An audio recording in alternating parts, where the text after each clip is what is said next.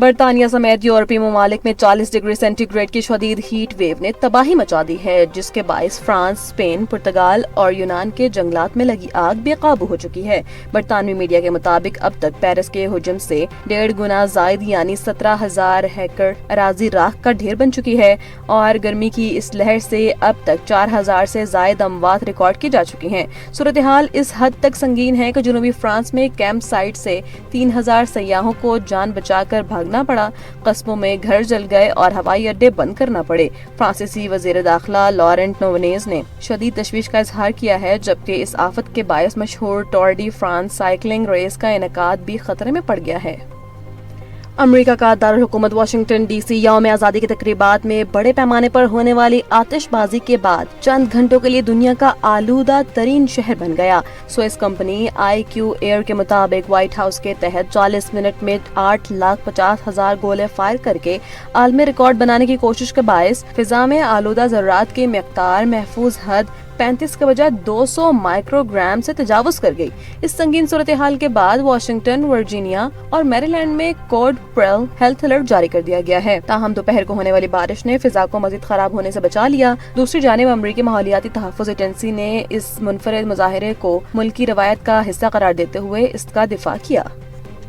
اور چین کے وسطی اور جنوبی علاقوں میں طوفانی بارشوں، سیلاب اور لینڈ سلائیڈنگ کے باعث ہلاکتوں کی مجموعی تعداد 15 ہو گئی ہے، جبکہ 9 افراد لاپتہ اور 275 زخمی ہیں۔ چینی سرکاری میڈیا کے مطابق شدید صورتحال کے پیش نظر ہزاروں شہریوں کو محفوظ مقامات پر منتقل کیا جا چکا ہے، اور صدر شی جن پنگ نے تمام اداروں کو ریسکیو کارروائیاں تیز کرنے کی ہدایت کی ہے۔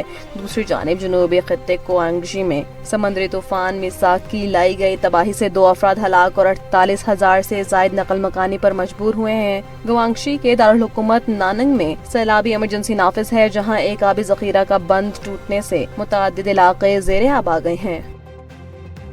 وزیر اعظم شہباز شریف کی زیر صدارت سمیڈا سے متعلق ایک اہم جائزہ اجلاس منعقد ہوا، جس میں چھوٹے اور بڑے درجے کے کاروبار کی ترقی، برآمدات میں اضافے اور صنعتی سہولتوں کے فروغ پر غور کیا گیا۔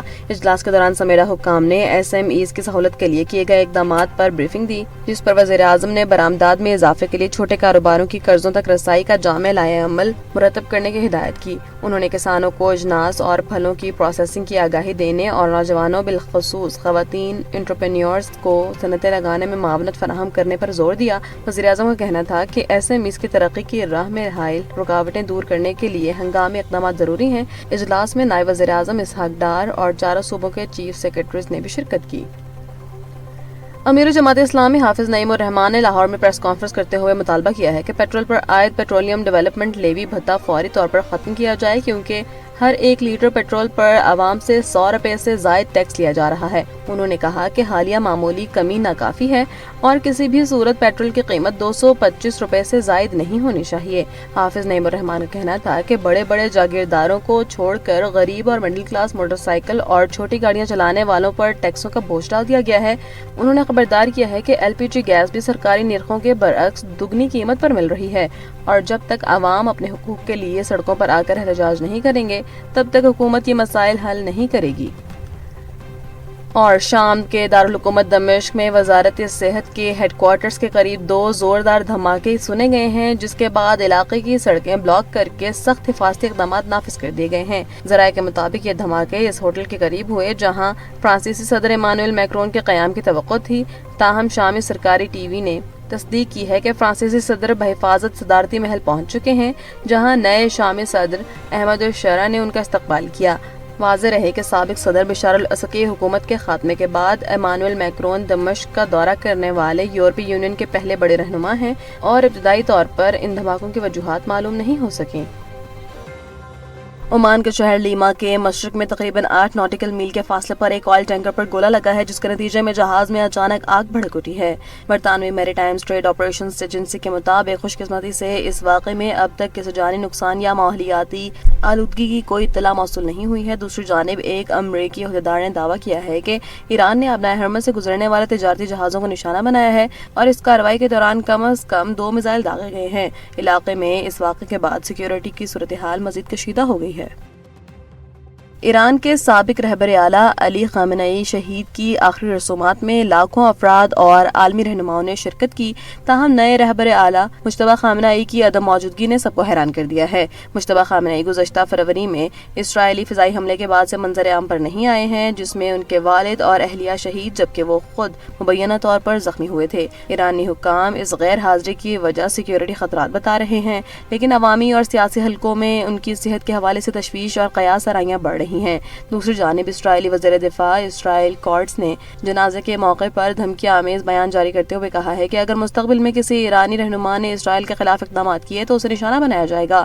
ماہرین کے مطابق نئے رہبر کا طویل عرصے تک عوامی منظرنامے سے دور رہنا اندرونی خدشات میں اضافہ کر سکتا ہے۔ وینزویلا میں گزشتہ ماہ 24 جون کو آنے والے 7.2 اور 7.5 شدت کے 2 ہولناک اور تباہ کن زلزلوں کے باعث ہلاکتوں کی مجموعی تعداد بڑھ کر 3,535 ہو گئی ہے۔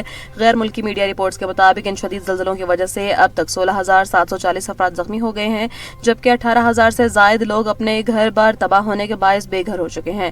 زلزلے سے متاثر تمام علاقوں میں ملبہ ہٹانے اور ملبے تلے دبے افراد کو نکالنے کے لیے بڑے پیمانے پر امدادی کارروائیاں اب بھی جنگی بنیادوں پر جاری ہیں، جس کے باعث جانی نقصان میں مزید اضافے کا خدشہ ظاہر کیا جا رہا ہے۔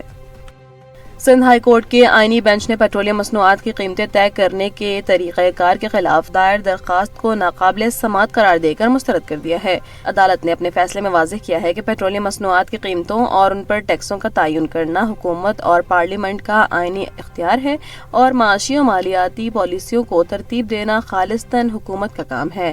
عدالت کا مزید کہنا تھا کہ درخواست گزار کسی بھی بنیادی حق کی خلاف ورزی ثابت کرنے میں مکمل ناکام رہا ہے اور محض پیٹرولیم مصنوعات کی قیمتوں پر عدم اطمینان کا اظہار کرنا کسی آئینی درخواست کے دائر کیے جانے کا جواز نہیں بن سکتا۔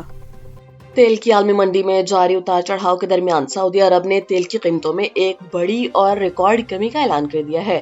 بلومبرگ کی رپورٹ کے مطابق سعودی عرب کی سرکاری تیل کمپنی ارامکو آئندہ ماہ ایشیا کے لیے اپنے فلیگ شپ عرب لائٹ خام تیل کی قیمت میں $11 فی بیرل کی نمایاں کٹوتی کرے گی۔ اس بڑی کمی کے بعد سعودی خام تیل اب علاقائی معیار سے $1.50 فی بیرل رعایت پر دستیاب ہوگا۔ واضح رہے کہ ارامکو کی جانب سے کی جانے والی یہ کمی بلومبرگ کے حالیہ سروے میں متوقع $8 فی بیرل کی کمی سے بھی کہیں زیادہ ہے، جسے عالمی مارکیٹ کے لیے ایک غیر معمولی اقدام سمجھا جا رہا ہے۔ پنجاب کے مختلف اضلاع ملتان، ڈیرہ غازی خان اور بہاول نگر میں تیز ہواؤں کے ساتھ موسلا دھار بارش ہوئی ہے، جس سے موسم خوشگوار ہو گیا ہے۔ محکمہ موسمیات نے پیشگوئی کی ہے کہ آج وفاقی دارالحکومت اسلام آباد سمیت پنجاب، خیبر پختونخوا، گلگت بلتستان اور کشمیر کے مختلف حصوں میں تیز ہوائیں اور آندھی چلنے کے علاوہ گرج چمک کے ساتھ مزید بارش کا امکان ہے۔ موسمیاتی تبدیلیوں کے باعث بعض مقامات پر گیالہ باری کی بھی توقع ظاہر کی جا رہی ہے، جبکہ ملک کے دیگر حصوں میں موسم مجموعی طور پر گرم اور مرطوب رہے گا۔